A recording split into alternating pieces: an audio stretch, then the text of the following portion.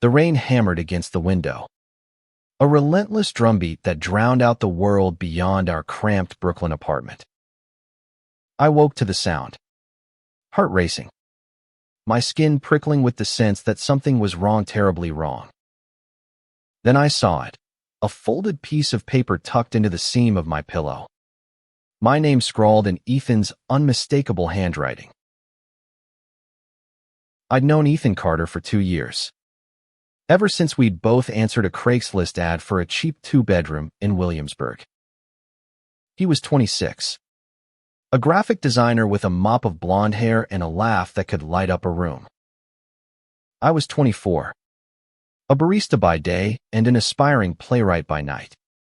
With too many dreams and not enough courage. We were opposites in every way. Him, bold and unapologetic. Me, quiet and always second-guessing. But somehow, we clicked. Late-night talks over cheap whiskey. Binge-watching old sci-fi flicks. Splitting the last slice of pizzate was easy.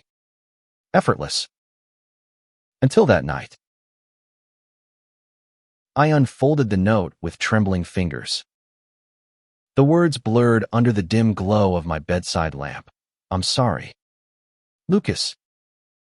I didn't mean to scare you. I just couldn't say it to your face. My stomach twisted. What had he done? My mind raced to the worst possibilities. Had he gone through my things? Stolen something? Worse. I glanced at his bedroom door. Ajar. The room dark and silent. The apartment felt too small. The walls closing in as the rain roared louder. I stumbled to the kitchen, clutching the note, my bare feet cold against the hardwood. The clock read 2:17 a.m.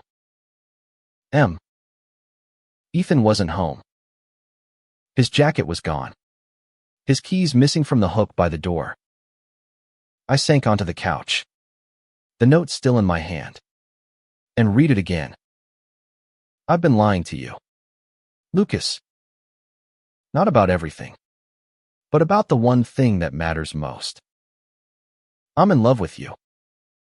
I have been for months. Last night, while you were sleeping, I sat by your bed and almost told you. I couldn't. I'm sorry. My breath caught. Effing Ethan. The guy who teased me about my terrible cooking and left post-it notes with dumb doodles on the fridge was in love with me. I wasn't even out to him. I'd barely admitted to myself that I was gay, let alone to anyone else. Growing up in a small Ohio town, I'd learned to bury those feelings deep, to smile through the sermons and the sideways glances. Moving to New York was supposed to be my fresh start, but I'd carried that fear with me, a weight I couldn't shake. I didn't know what to feel. Anger. Betrayal. The image of Ethan sitting by my bed while I slept sent a shiver down my spine, not because it was creepy, but because I could picture it so clearly. His soft blue eyes. The way he'd fidget when he was nervous. Had he really been that close? Carrying that secret? I wanted to scream at him, to demand why he hadn't just told me. But more than that, I wanted to know what it meant for him. For me. For us. The front door rattled. I froze, the note crumpling in my fist. Ethan stepped inside, soaked from the rain, his hair plastered to his forehead. He stopped when he saw me, his eyes wide, like a deer caught in headlights. Lucas, he said, his voice barely above a whisper. You're awake. The silence between us was deafening, heavier than the storm outside. I held up the note, my hand shaking. What is this? Ethan. My voice cracked, raw with confusion and something else, something I wasn't ready to name. He took a step closer, then stopped, water dripping onto the floor. "I didn't mean for you to find out like this," he said. "I was going to tell you. I swear. But every time I tried, I chickened out." His laugh was bitter, self-deprecating. "I'm such a coward." I wanted to be angry, to yell at him for invading my space, for dropping this bomb in the middle of the night. But the look on his face, vulnerable, terrified, stopped me cold. "You were in my room," I said, my voice quieter now, "while I was sleeping." "Why?" He ran a hand through his wet hair, his eyes darting away. "I couldn't sleep. I kept thinking about you, about how I've been lying to myself, pretending I could keep this buried. I went to your room too, I don't know, to see if I could find the courage. You were asleep, and you looked so peaceful, and I sat there. I wrote the note. I left it. I didn't touch you. I swear." I believed him. That was the worst part. I knew Ethan wasn't a creep. He was the guy who'd stayed up with me when I was sick, who'd dragged me to art galleries I didn't understand, who'd made this apartment feel like home. But this was too much. "You're in love with me?" I asked, the words feeling foreign. Impossible. He nodded, his jaw tight. "Yeah, I am." I stood up, pacing the small living room, the note still clutched in my hand. "Ethan, I'm not. I don't even know if I'm." I couldn't finish the sentence. The truth was, I'd felt something for him 2 moments when his smile made my chest ache, when his hand brushed mine and I didn't pull away. But I wasn't ready to face it. Not like this. "I'm sorry," he said again, his voice breaking. "I'll move out if you want. I'll do whatever you need." The thought of him leaving hit me harder than the note itself. This apartment, this life we'd built together, it was ours. Could I really let that go? I looked at him, standing there in his soaked clothes, looking smaller than I'd ever seen him. "Don't," I said finally. "Don't go. Not yet." He nodded, relief flickering in his eyes. "Okay. I'll give you space. I promise." That night, I lay awake, the note on my nightstand, Ethan's words echoing in my head. I didn't know what I felt: fear, hope, or something in between. But one thing was clear: nothing would ever be the same. The next morning, the apartment was too quiet. Ethan's door was closed, and the smell of his usual coffee didn't fill the air. I stood in the kitchen, staring at the empty coffee pot, the note still burning a hole in my pocket. I hadn't slept. Every time I closed my eyes, I saw his face, heard his voice cracking as he said, "I'm in love with you." I went to work at the cafe, but the bustle of the morning rush couldn't drown out my thoughts. Customers barked orders. Coffee machines hissed. But all I could think about was Ethan. Was he at his desk, sketching designs for some client? Was he thinking about me, too? I spilled a latte on my apron, earning a sharp look from my boss, and mumbled an apology. My head wasn't here. By noon, I couldn't take it anymore. I texted him, "Can we talk tonight?" His reply came instantly. Yeah? I'll be home. No emojis. No jokes, just Ethan. Raw and serious. It made my stomach knot tighter. When I got home, he was on the couch, sketching in his notebook. He looked up, his eyes cautious, like he was bracing for a blow. Hey, he said softly. Hey. I sat across from him, the coffee table a barrier between us. I don't know where to start. He closed his notebook, setting it aside. You don't have to say anything. Lucas. I messed up. I shouldn't have. Stop apologizing. I cut in, sharper than I meant. I need to understand. When did this start?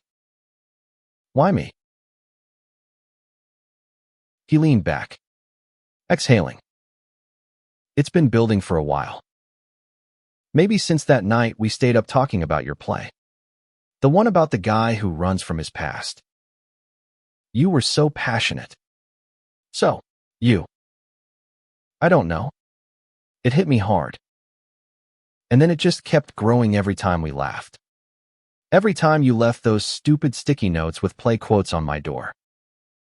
I tried to ignore it, but I couldn't. I remembered that night. We'd sat on the floor, empty beer bottles scattered around, and I'd rambled about my script until dawn. He'd listened, really listened, his eyes bright with interest. I'd felt seen in a way I hadn't in years. Was that when it started for me, too? I pushed the thought away, not ready to face it. I'm not mad, I said finally. I'm just confused. I've never done this before. I mean, I've never even told anyone I trailed off. The word stuck in my throat. Gay? He offered gently. I nodded, my face burning. Yeah. I didn't grow up in a place where that was okay. My dad'd lose it. And I kept it locked away. Moving here was supposed to change that. But it's hard. Ethan's expression softened. I get it. I came out in high school, and it wasn't easy. My parents still don't talk to me much. But Lucas, you don't have to figure it all out right now. I don't expect anything. I just needed you to know. His honesty disarmed me. I wanted to tell him I felt something, too. But the words wouldn't come. Instead, I said, can we just keep things normal for a while? I need time. He nodded, a small smile breaking through. Yeah. Normal. I can do that. But normal was impossible. Over the next week, every glance felt charged, every laugh heavy with meaning. He'd pass me the salt at dinner, and our fingers would brush, sending a jolt through me. I'd catch him watching me while I read, his eyes soft and unguarded, and my heart would race. I started noticing things I hadn't before: how his hair caught the sunlight, how his voice softened when he said my name. It was terrifying and exhilarating. One night, I found him in the kitchen, making grilled cheese sandwiches, our late-night ritual. He slid one onto a plate for me, the corner of his mouth quirking up. Extra cheese. Just how you like it. I took the plate, our eyes meeting for a moment too long. Thanks, I mumbled, my voice thick. I wanted to say more, to tell him I was starting to feel it, too. But fear clamped down hard. What if I wasn't ready? What if I hurt him? As we ate in silence, I realized something. I didn't want to lose him. Not as a roommate. Not as a friend. Not as whatever this was becoming. But admitting that meant facing parts of myself I'd buried for years. I wasn't sure I was brave enough. Days turned into weeks, and the tension in our apartment grew like a living thing. We tried to keep things normal, but every moment felt like a tightrope walk. Ethan was true to his word, giving me space. But his presence was everywhere, his sketchbooks on the table, his cologne lingering in the hallway, his laugh when we watched reruns of The Office. I was drowning in him, and I didn't know if I wanted to swim or sink. One evening, I came home to find him on the fire escape, smoking a cigarette, a habit he'd quit months ago. The city skyline glittered behind him, a mosaic of lights against the dusk. "You okay?" I asked, leaning against the window frame. He exhaled a plume of smoke, his eyes distant. "Yeah. Just needed some air." He stubbed out the cigarette, avoiding my gaze. "You don't have to check on me, Lucas. I'm fine." But he wasn't. I could see it in the tightness of his shoulders, the way he fidgeted with the lighter. Guilt gnawed at me. He'd laid his heart bare, and I'd given him nothing but silence. "Ethan," I started, my voice unsteady. "I'm trying. I don't know how to do this." He looked at me then, his blue eyes piercing. "Do what?" "Be honest with yourself. Or with me." The words hit like a punch. I wanted to argue, to tell him it wasn't that simple. But he wasn't wrong. I'd spent my whole life hiding, building walls to keep myself safe. But those walls were keeping Ethan out, too. "I'm scared," I admitted, the words spilling out before I could stop them. "I've never let myself feel this way. Not about anyone." His expression softened, but he didn't move closer. "I know. And I'm not pushing you. I swear. But I can't pretend I don't feel this. It's killing me to act like everything's the same." I stepped onto the fire escape, the metal cold under my socks. The city hummed below, oblivious to the storm inside me. What if I messed this up? I asked, my voice barely audible. What if I'm not enough? Ethan's laugh was soft, almost sad. Lucas, you're already enough. You've always been enough. His words cracked something open inside me, a flood of warmth and fear and longing. I wanted to reach for him, to close the distance between us, but my body wouldn't move. Instead, I said, I need more time, but I don't want you to give up on me. He nodded, his eyes glistening.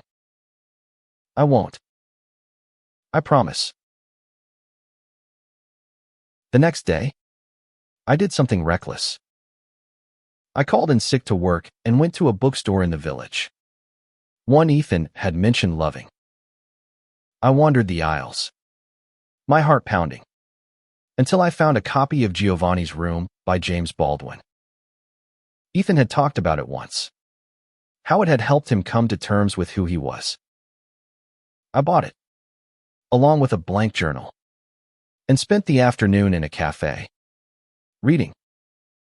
Baldwin's words cut deep, exposing truths I tried to ignore. I started writing in the journal scribbled thoughts, fears, fragments of feelings I couldn't say out loud. That night, I left the journal on Ethan's bed with a note. I'm trying to understand.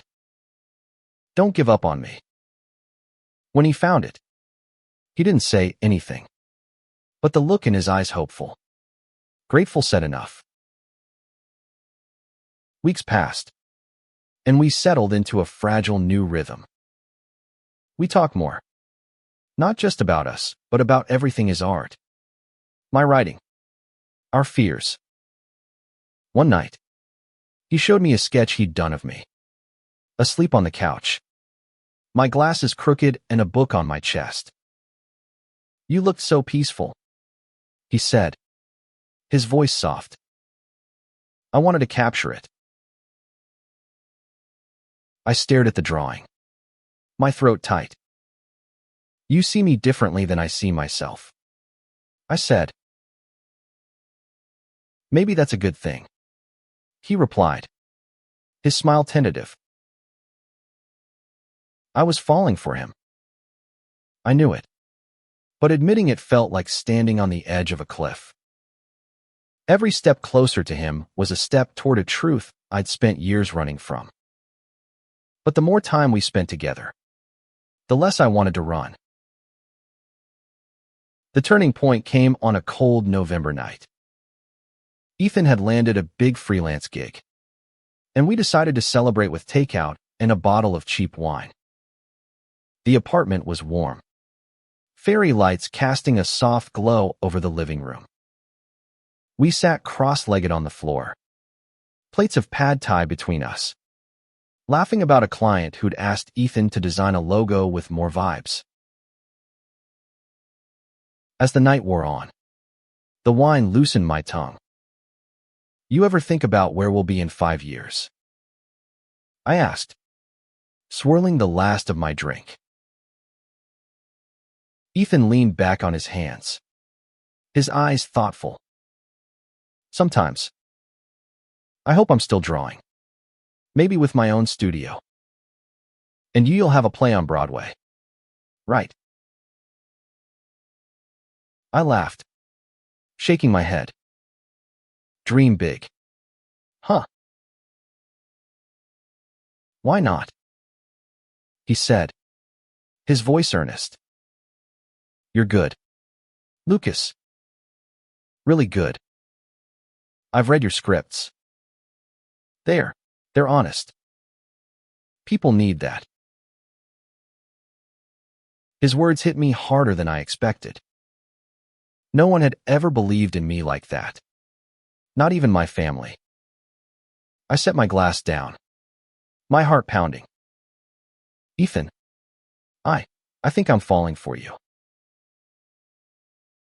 The room went still. His eyes widened, searching mine, like he was waiting for me to take it back. When I didn't, he leaned forward, his voice barely above a whisper. Say that again. I'm falling for you, I repeated, my voice steadier this time. I'm scared as hell, but I can't keep pretending I don't feel it. For a moment, he just stared at me. Then, slowly, he reached for my hand, his fingers warm against mine. Lucas, he said, his voice thick. You have no idea how long I've waited to hear that. We didn't kiss that night. It wasn't about that night yet.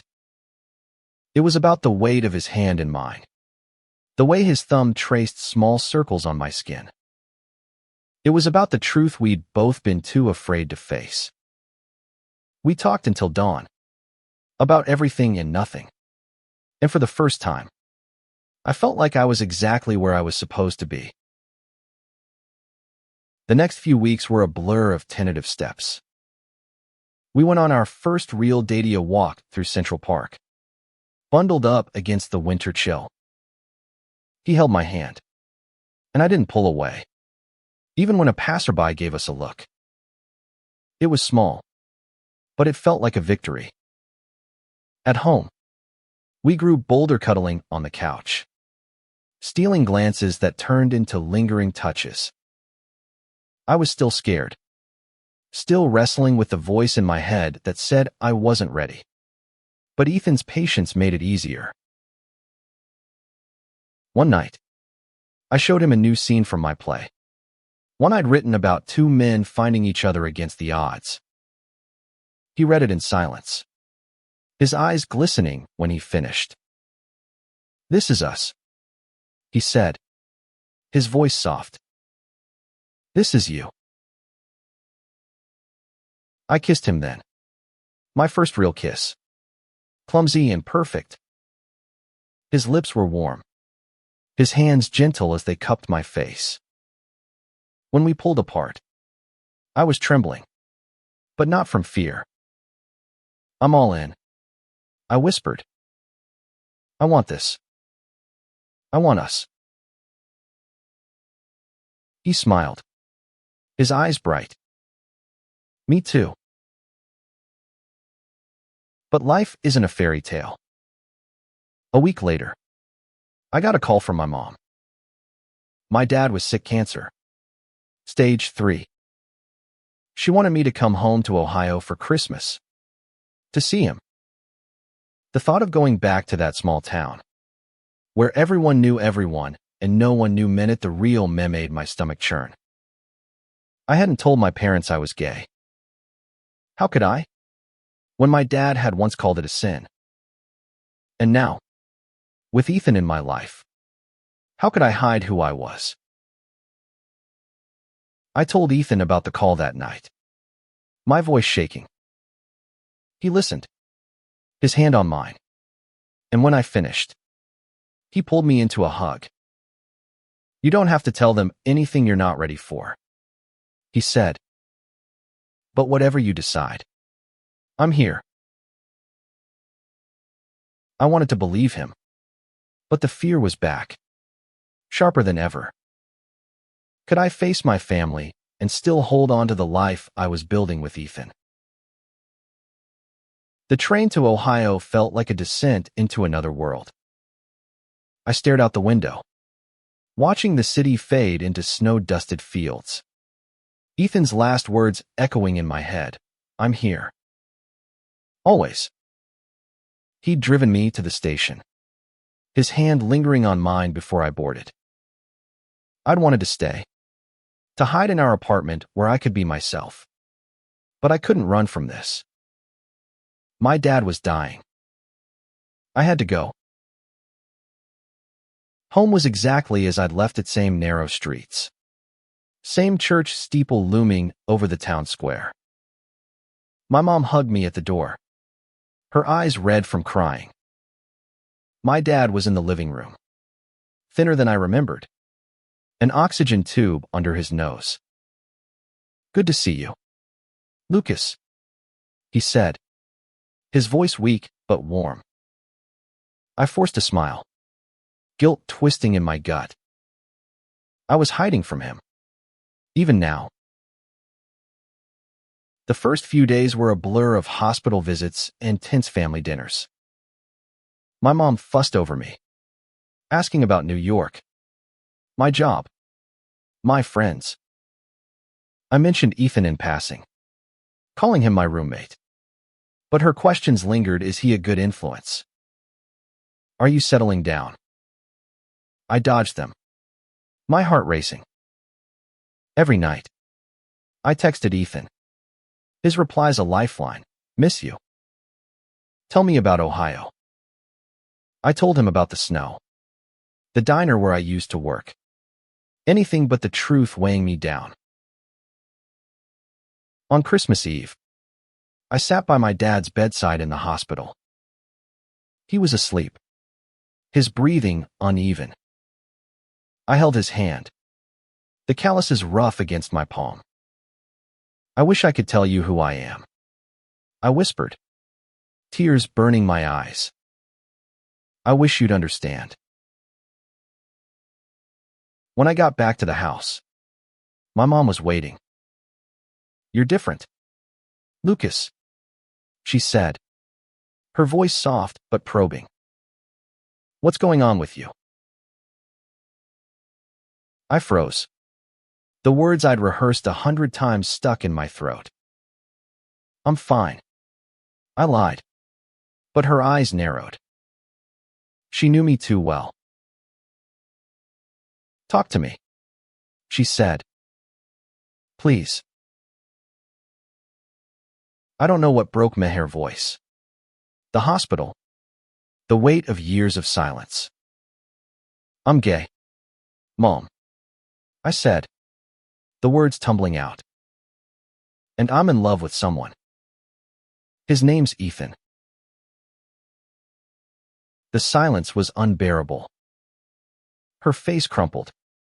Not with anger, but with something worse, disappointment. Oh, Lucas, she said, her voice shaking. How could you not tell us? I was scared. I admitted. Dad, he'd never accept it. She shook her head, tears falling. Your father loves you. He's just set in his ways.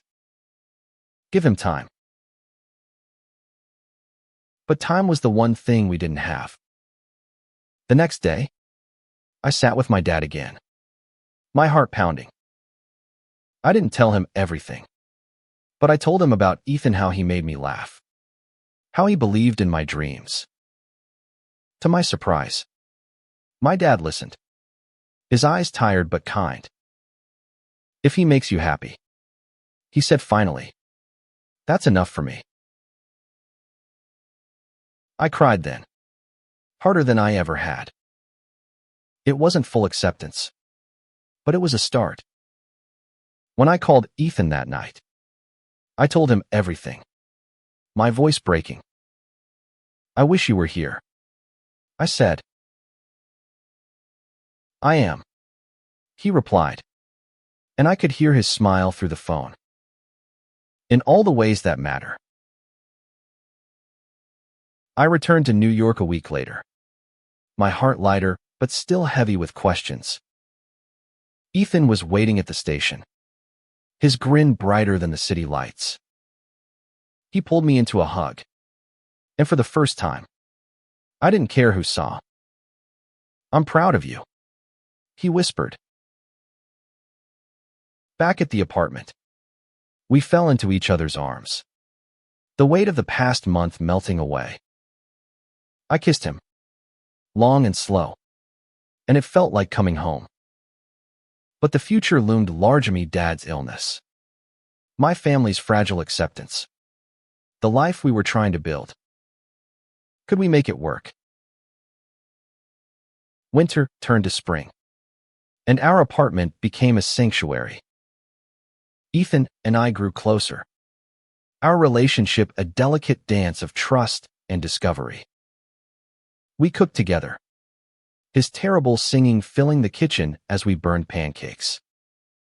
We went to open mic nights, where I read scenes from my play and he sketched the crowd. Every touch, every shared glance, felt like a promise. But the shadow of my dad's illness hung over me. I called home weekly, each conversation a tightrope walk between hope and fear.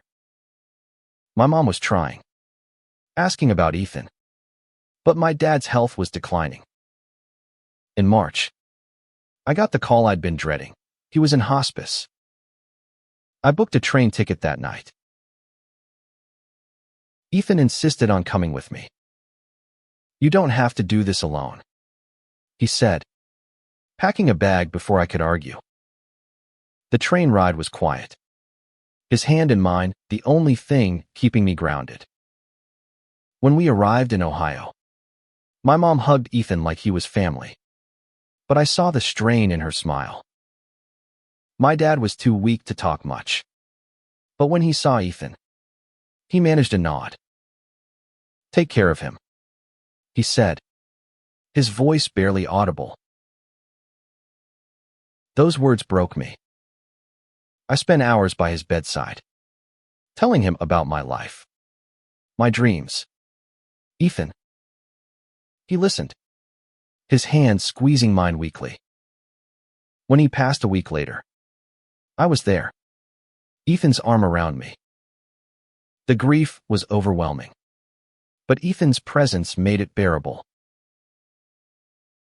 Back in New York, I struggled to find my footing. Writing felt impossible. Every word was a reminder of my dad. Ethan was patient, leaving me sketches with silly notes to make me smile, sitting with me in silence when I couldn't talk. One night, I found a new drawing on my desk, a portrait of my dad, based on a photo I'd shown him. I thought you'd want to remember him like this, Ethan said, his voice soft. I pulled him into a hug, tears soaking his shirt. I don't know how to do this without you, I said. You don't have to, he replied, kissing my forehead. As summer approached, I started writing again, pouring my grief into a new play. It was about a son and a father, about love and loss and finding yourself. Ethan read every draft, his feedback sharp but kind. This is your best work, he said one night, his eyes shining. It's real.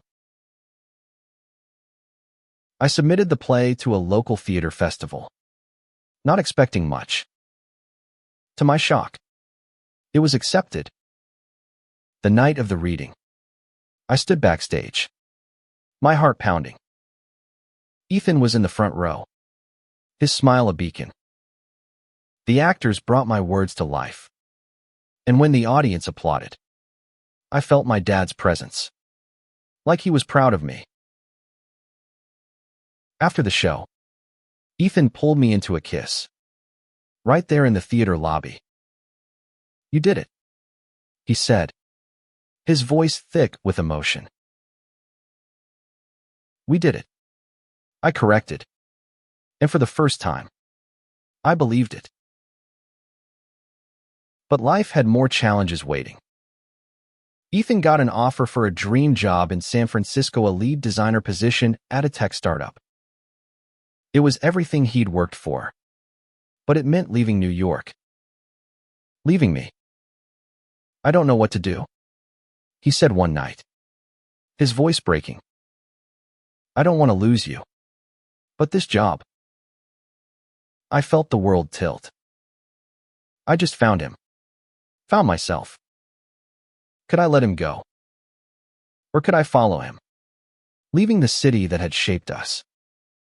The choice loomed, heavy and impossible. The job offer hung over us like a storm cloud. Ethan tried to act normal, but I saw the strain in his eyes, the way he hesitated before touching me. We sat on the couch one night, a pizza box between us, the silence heavier than ever. What are we going to do? I asked, my voice barely above a whisper. He set his slice down, wiping his hands. I don't know. Lucas. This job, it's my shot. But you're my home. His words hit hard, a mix of love and fear. I wanted to tell him to stay, to choose me, but I couldn't be that selfish. When do you have to decide? I asked. Next week, he said, his eyes searching mine. I keep thinking about what it'd be like to leave, and I can't picture it. Not without you. The idea of moving to San Francisco terrified me. New York was where I'd found myself, where I'd written my play, where I'd fallen in love. But Ethan was my anchor. Could I start over again? For him. For us. Over the next few days, we talked it out, raw and honest. I told him about my fears leaving my theater group, starting over in a new city. He told me about his failing at the job, losing me if he stayed. We cried. We laughed. We argued. But every conversation brought us closer, stripping away the walls we'd both built. One night, I found him on the fire escape, sketching the skyline. I sat beside him, our shoulders touching. "What if I came with you?" I said, the words surprising even me. He turned, his eyes wide. "You'd do that? Leave everything?" "For you?" "Yeah." I took his hand, my heart racing. "I love you, Ethan. I'm not losing you." He kissed me then, fierce and desperate, the city lights blurring behind us. "I love you too," he whispered. "We'll figure it out. Together." The decision wasn't easy. I spent hours on the phone with my mom, who was still grappling with my coming out, but trying to understand. "Follow your heart," she said finally, her voice soft. "Your dad would have wanted that." We started planning the move. Ethan accepted the job, and I applied to theater programs in San Francisco. We scoured listings for apartments, dreaming of a place with a view of the bay. It was terrifying, but it felt right. We were building something, not just running away. The night before we left, we threw a small goodbye party in our apartment. Friends from the cafe and Ethan's art circle filled the room, their laughter echoing off the walls. Someone put on a cheesy love song, and Ethan pulled me into a dance, right there in the living room. "You're stuck with me now," he teased, his arms around me. "Good," I said, resting my head on his shoulder. For the first time, I wasn't afraid of what came next. Packing up the apartment was bittersweet. Every box held a memory: the couch where we'd first kissed, the kitchen table where we'd argued and made up. As we loaded the last of our things into a rented van, I found the note Ethan had left me that night, tucked into a book. I smiled, slipping it into my pocket. It was a reminder of how far we'd come. San Francisco was a whirlwind. Our new apartment was small, with creaky floors and a view of a foggy street. But it was ours. Ethan started his job, coming home with stories of late-night design sessions and quirky coworkers. I enrolled in a theater program, spending my days writing and my nights rehearsing with a new group of actors. It wasn't New York, but it was a fresh start. The first few months were hard. We argued over stupid things: whose turn it was to do dishes, who forgot to pay the electric bill. But we always found our way back to each other, usually over a bottle of wine and a bad movie. Ethan's sketches filled our walls, and my scripts littered the coffee table. We were building a life, piece by piece. One evening, as we walked along the Embarcadero, the bay shimmering under the stars, Ethan stopped and pulled me close. "You know," he said, his voice soft, "that night I left you that note. I thought I'd ruined everything. But it brought us here." I smiled, my heart full. "Best mistake you ever made." He laughed, kissing me as the fog rolled in. "Worth it." A year later, my play, a one I'd written about my dad, was produced at a small theater in the Mission District. Ethan was in the front row again, his eyes shining as the audience applauded. Afterward, he handed me a sketchbook filled with drawings of Usmaments from New York, Ohio, San Francisco. On the last page, he'd written, "To Lucas, my home, always." I didn't have words, so I kissed him, right there in the theater. The journey hadn't been easy coming out, losing my dad, moving across the country, but it had led me to myself, to Ethan, to a love I never thought I'd have. As we walked home that night, hand in hand, I thought about the note that had started it all. It was still in my wallet, a reminder of the night that changed everything.